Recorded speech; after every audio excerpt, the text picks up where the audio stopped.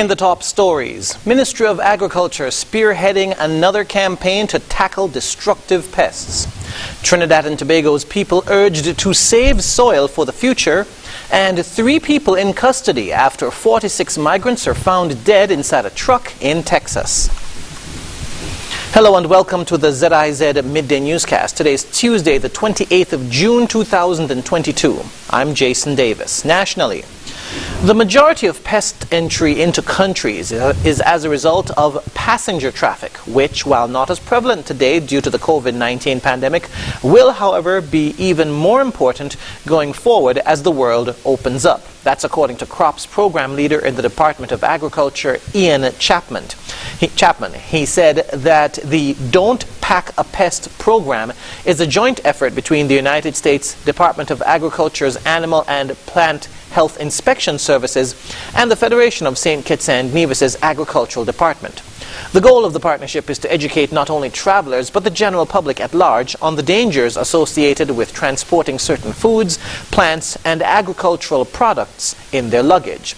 National Coordinator for the Don't Pack a Pest Traveler Outreach Program in the U.S., Heather Crullett, stated that, quote, "Through this unique program, we're able to work together to protect vulnerable agricultural and natural resources, not only in our own countries, but far beyond," end quote. The USDA's Animal and Plant Health Inspection Services include partnerships with Caribbean countries such as the Dominican Republic, Jamaica, Suriname, Trinidad and Tobago, U.S. Virgin Islands, Cayman Islands, Turks and Caicos, Puerto Rico, and St. Lucia. On the 7th of June, a signage proposal was held to determine where the signs would be located in the ports of entry of the Federation. Expectant mothers and new mothers on Nevis will be able to benefit from a maternity guide which was launched on Friday, June 24. The booklet was produced by the Ministry of Health and Gender Affairs through its Community Health Nursing Services and the Alexandra Hospital's maternity ward. It's designed to assist in the maternity process by providing antenatal and perinatal guidelines that should be adopted by mothers. Speaking on the reason for the publication, Assistant Matron at the hospital, Dama Golding, said, quote, "When we created the maternity guidebook, we had a goal in mind, and that is to promote and maintain the physical, mental, and social health of mother and baby, and to better manage complications in pregnancy. The importance of good antenatal care cannot be overemphasized," end quote. She said the book can be accessed through the various health centers, OBGYN offices, and the Alexandra Hospital's maternity ward. The publication, which will also be available in Spanish, can be accessed online at the Nevis Island Administration's website, niagov.kn. Regionally, more than continuing on the local scene, following the public comments and responses by the St. Kitts Music Festival and ECHO concerning licensing agencies, the Eastern Caribbean Collective Organization for Music Rights, sensitizing the public on how they impact artists, songwriters, and others. Grace Richardson, licensing agent for ECHO in St. Kitts and Nevis, addressed this in an interview with ZIZ News on Tuesday. If everybody complies and users pay a license to use music, what you're going to find is that there are going to be revenue inflows into the economy. Imagine what would happen if we have 99% compliance instead of non-compliance. That's a lot of money coming into the economy.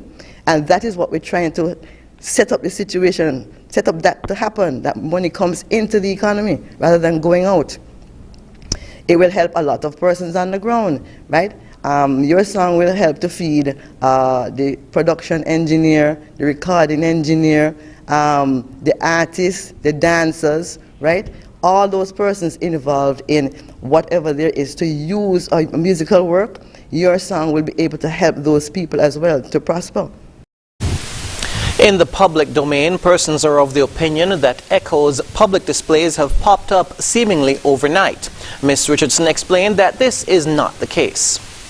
The first step in dealing with an infringement is to actually write to the person or entity that is infringing. And you write to them over a period of time, and you don't only write to them once. you make a series of attempts to write to them. You also try to meet with them to talk to them about the infringement. So what we have had in the past and continuing now, not only in St. Kitts and Nevis, but also in the rest of the Eastern Caribbean, is that we have lots of persons who don't respond to our communication.